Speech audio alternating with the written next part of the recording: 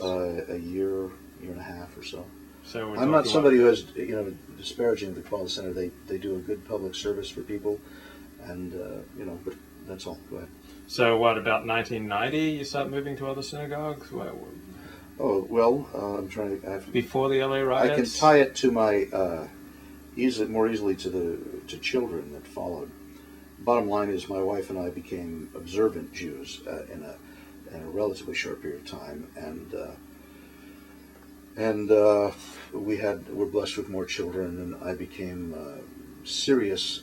Judaism became the singular most important thing to me, and and I put my energies into it the same way a young man who wished to become a doctor and would apply himself to his studies in medical school. I had at least that intensity for the last 10 years. Um, and, uh, and I was blessed with the means and the time, which is an extraordinary gift in and of itself. So was there a rabbi or a synagogue that you connected to Torah through? I would say the blessing of we live in extraordinary times where so many of the great scholars of Judaism have been writing in English for a long time, and the translators, and I mean obviously the great scholars go back to Mount Sinai, but what I mean is that there's extraordinary translators that are American scholarship is probably unique in all the world, and so that we have access even when one is not fluent in Hebrew, we have access to all the original text of the Torah and of the oral Torah. So I was studying in that way. So on your own? Yeah, on my own. Yeah, but realizing that it had to be put into practice, and so I was blessed with specifically. I went to there's a Rabbi Amram Gabbai is my rabbi, the head of Dot Yesharon, and an extraordinary environment and a great place to learn. Is that a Chabad show? No, it's Orthodox, straight Orthodox, Sephardic Orthodox. Sephardic, okay. Yeah. And how did you find him? My wife started the business of the mikveh, which, and you have to find a mikveh. And where are they? There's not too many around, and there's only one in the valley, and no, maybe two that I'm aware of, and one of them is at Dot Yesharon. So I started going there, and in taking my wife there, I became at one point cross paths with Rabbi Gabbai, and and became exposed to him, and I could see that he was the real deal. He immediately I had done or said something that merited criticism, and he did it in such a he was so swift and on the money. And from my studies, I knew the basis of what he was criticizing me for, and I loved it. I didn't love it because anybody likes to be criticized. I loved it because I knew it was completely leshem shemayim, that his motivations were not sociological in any way. It was for the sake of God.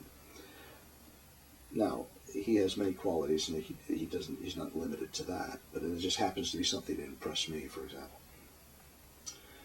And in any case, but specifically, my wife and I had a child that was born, and he died after 44 days. And at that point, there were rabbis. We were under the wings of the Shekhinah enough that a handful of rabbis, and the number one for me was Rabbi Gabbai, who came forth into helping us deal with these ritual matters that have to be addressed in that case. And I'm happy to say that although this is a terrible thing that you wouldn't wish for anybody, our mutual studies between my wife and I had brought us to the point where we could, through God's grace, understand the kindness of God, even in that. So in many sense, the conversion, if you will, had already taken place through the holy books that are available to us. Apart from that, there's mechanical things and important things that have to be dealt with ritually. And they were attended to God primarily through Rabbi Gabai. What did you find most difficult about taking on Torah Judaism? Well, I think you should also say something to digress to answer that question. I was impressed by one thing early on in my studies that made me absolutely convinced this was complete and utter truth, and a truth at a level far beyond anything else that we generally speak of as truth.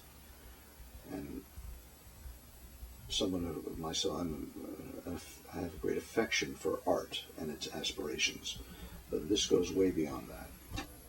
And what it was is the definition of evil, and I was able to see that this was completely true, and I was able to identify it in an unmistakable way because no one in this world would have understood evil any better than me, because I had become it completely and thoroughly.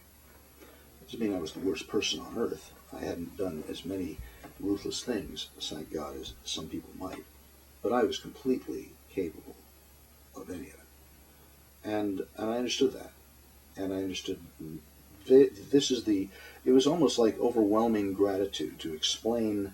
You know how some people are impressed when they have a birth sign and somebody says, oh, you're a Sagittarius, you're an Aquarius, and they say something about the sign, and the guy, you hear people say, oh, that's me, I understand that, yeah, that's great. Never in my life did that ever happen, even once. And I knew many world-famous astrologers, and they couldn't say one thing that was true about me. But a rudimentary study of Judaism could immediately tell me everything about me. And it didn't do it by mentioning me by name. It did it by defining what evil was. So in that, you can work backwards. You have a complete, if you understand, there's a benefit to that. If this is evil, then the exact opposite of that is good. And it becomes a ladder. So if one wants to take it. But the question that you asked was a good one. What is the hardest thing to undertake? What one has to face is the very things that we want the most, we cannot have on the level of our desire alone. Everything in this universe we can have, but through the prism of, we say, Derek Eretz. Everything in this world can be used as a blessing or a curse. There is a way, but if your desire is rooted in the desire to have something that it's from the Sitra Achra, it will not have a blessing attached to it. It will ultimately lead to destruction.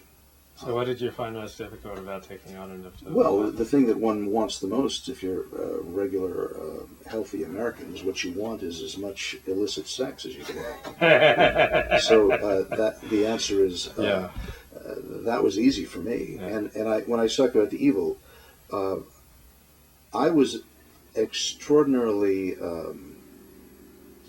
I was a very successful sinner. I was able to have things on my terms. And it was very easy. If I want it, I can take it.